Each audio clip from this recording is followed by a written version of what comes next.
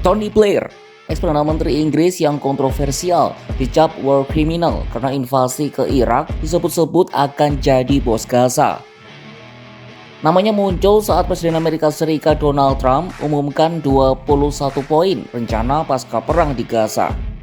Blair disebut-sebut bakal jadi kandidat bos Gaza untuk memimpin transisi pemerintahan pasca perang di wilayah kantong Palestina ini usai Hamas dilengsarkan. Rencana ini pun sontak menuai gelombang kritik. Dunia Arab menilai ini hanya akal-akalan Amerika Serikat dan Israel. Langkah Amerika Serikat ini dinilai hanya bentuk baru neokolonialisme di Palestina. Di tengah polemik ini, Indonesia ikut disebut saat Presiden Prabowo Subianto menyatakan siap mengirim pasukan perdamaian ke Gaza. Mungkinkah sosok yang pernah dicap penjahat perang bisa dipercaya memimpin Gaza? Solusi dari Trump atau kelakaran AS Israel, dan bagaimana posisi Indonesia? Simak informasi lengkapnya dalam video berikut.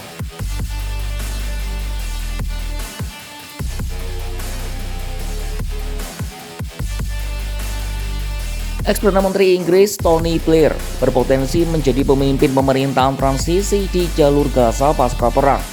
Mengutip Al Jazeera, Senin 29 September 2025, sosoknya disebut akan menjadi gubernur jenderal de facto di wilayah kantong itu. Hal ini terungkap dalam rencana 21 poin Presiden Amerika Serikat Donald Trump yang dibeberkannya kepada para pemimpin Arab dan Muslim di sela-sela sidang Majelis Umum PBB pekan lalu. Blair akan terlibat melalui lembaganya, Tony Blair Institute for Global Change, yang katanya ingin mengubah ide-ide berani menjadi kenyataan. Nantinya ia akan ditunjuk sebagai kepala badan baru bernama Otoritas Transisi Internasional Gaza atau GITA.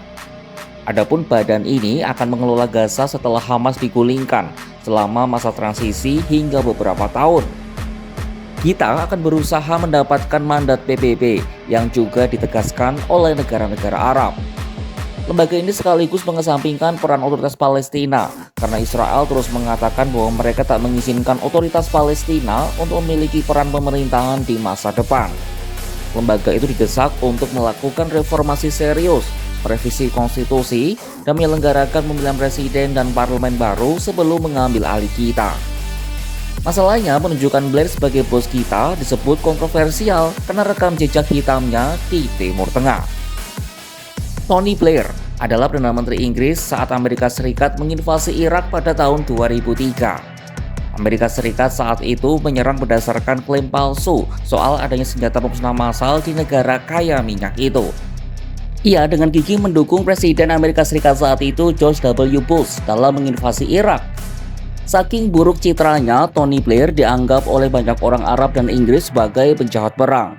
Memang, Blair punya cukup pengalaman di Timur Tengah. Bahkan usai mundur pada 2007, ia langsung ditunjuk menjadi utusan khusus Timur Tengah untuk kuartet PBB, AS, Uni Eropa, dan Rusia. Tugas resminya adalah mendukung pembangunan lembaga Palestina, pembangunan ekonomi, dan menjadi penghubung dalam reformasi tata kelola dan keamanan. Ia secara resmi mengundurkan diri dari jabatannya pada pertengahan 2015, tapi tetap melanjutkan proyek melalui lembaganya.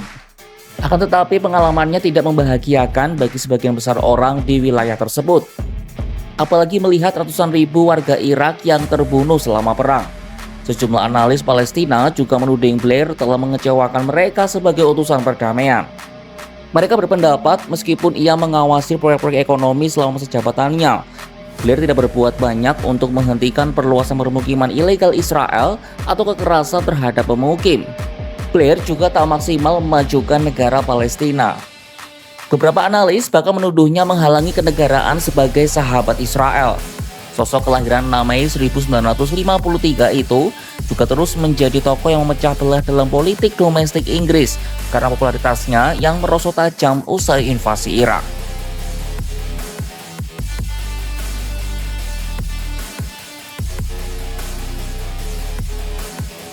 Selanjutnya, mari menilik 21 poin yang digemborkan Trump di hadapan para pemimpin negara Muslim dan Arab pekan lalu.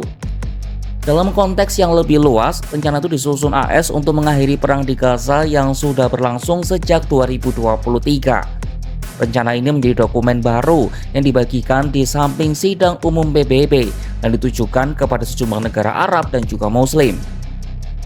Usulan itu menandai perubahan besar dalam sikap Washington setelah sebelumnya Presiden Donald Trump pernah menyarankan agar warga Gaza direlokasi permanen keluar wilayah itu. Ini rencana baru secara tegas mendorong warga Palestina untuk tetap tinggal di jalur Gaza dan memberi perspektif baru menuju negara Palestina di masa depan. Isi rencana ini antara lain Gaza akan menjadi zona deradikalisasi, bebas teror, dan aman bagi negara-negara tetangga. Kemudian Gaza akan dibangun kembali untuk kepentingan rakyatnya melalui investasi, pembangunan infrastruktur, dan program ekonomi modern. Apabila Israel dan Hamas setuju, perang akan segera berakhir. Pasukan pertahanan Israel jadwalkan menarik diri secara bertahap dan operasi militer dihentikan. Selanjutnya, dalam 48 jam setelah kesepakatan diterima, semua sandera yang masih hidup dan yang telah meninggal harus dikembalikan. Rencana itu mendapat kritikan secara luas. Banyak pihak menuding rencana itu sebagai pengambil alihan Gaza oleh neokolonial, tanpa jaminan bahwa kepemimpinan Palestina akan diizinkan untuk memerintah di masa mendatang.